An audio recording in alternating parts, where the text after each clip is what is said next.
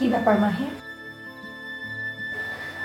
আমার কাছে আসার পর থেকেই দেখছি মুখটা কেমন গম্ভীর করে রেখেছো।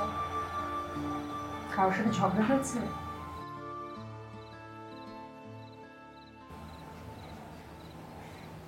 তাহলে মুখটা এরকম বাংলার পাঁচের মতো করে রেখেছো কেন?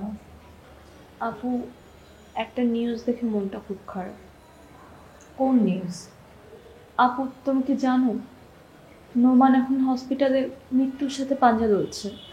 কোন নোমান? তুমি নোমানকে চিনতে পারছো না? যে নোমান তোমাকে কিডন্যাপ করেছিল। কি বলছো? কেন? জানি না, কে বা কারা যেন ওকে গুলি করে মেরে ফেলতে চেয়েছিল, আর পুলিশ ওকে উদ্ধার করে হাসপাতালে ভর্তি করিয়েছে। তুমি এ কথা কিভাবে জানলে? পেপারে ছোট ছোট নিউজ এসেছে।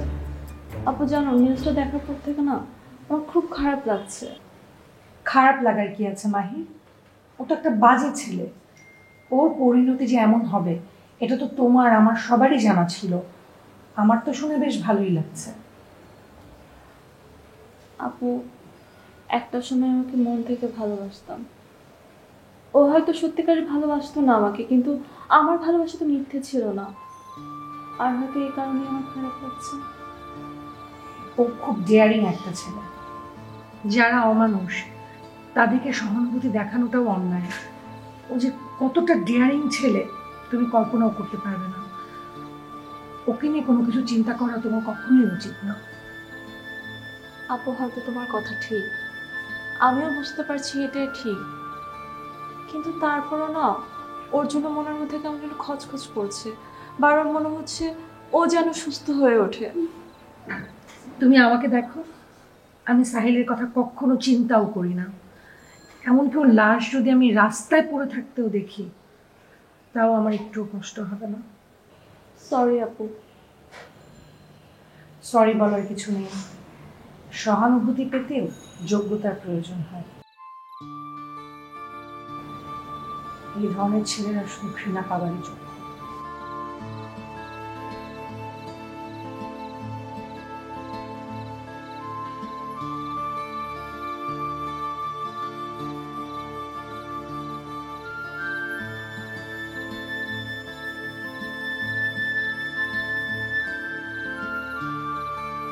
ভাবি,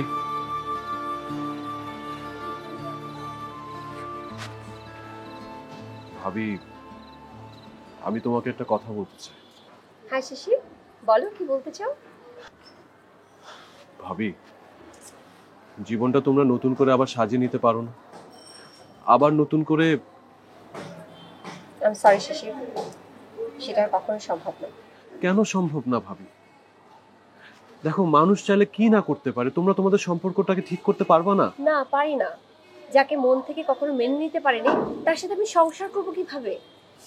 ভাবি, ভাবি, আচ্ছা তোমরা ট্রাই করো, তোমরা তোমরা চেষ্টা করো যে দেখার তোমাদের মধ্যে দূরত্বটা কোথায় আছে। দেখবে সবকিছু সমাধান হয়ে যাবে। তার চেয়ে আমি তোমাকে একটা রিকোয়েস্ট করি, তুমি কাইন্ডলি আবার সেই রিকোয়েস্টটা রাখো। হ্যাঁ ভাবি, বলো না। তুমি তোমার ভাইয়াকে বলো যাতে আমাকে সে সারা জীবনের জন্য মুক্ত করে দেয়। এতে করে কি হবে জানো? এতে করে তিনটা জীবন বেঁচে যাবে। তোমার ভাইয়াও ভালো থাকবে, আমিও ভালো থাকবো। ভাবি, তুমি তো আমার কথাটাই রাখলে না। তাহলে তুমি কি করে আশা করছো ভাইয়া আমার কথাটা রাখবে? তুমি একবার বলে তো দেখতে পারো। ঠিক আছে ভাবি, তুমি যখন বলছো আমি ভাইয়াকে বলবো, কিন্তু এখন না। ভাইয়াকে এখন এ কথা বলাটা ঠিক হবে না। আচ্ছা ঠিক আছে, কোনো তাড়াহুড়া নেই, তুমি জাস্ট বললেই হবে, তাতেই আমি খুশি। ওকে ভাবি, আমি তোমাকে কথা দিলাম, কিন্তু কিভাবে বলবো কখন বলবো সেটা তুমি আমার উপর ছেড়ে দাও। ওকে, আমি অপেক্ষা থাকবো। Thank you.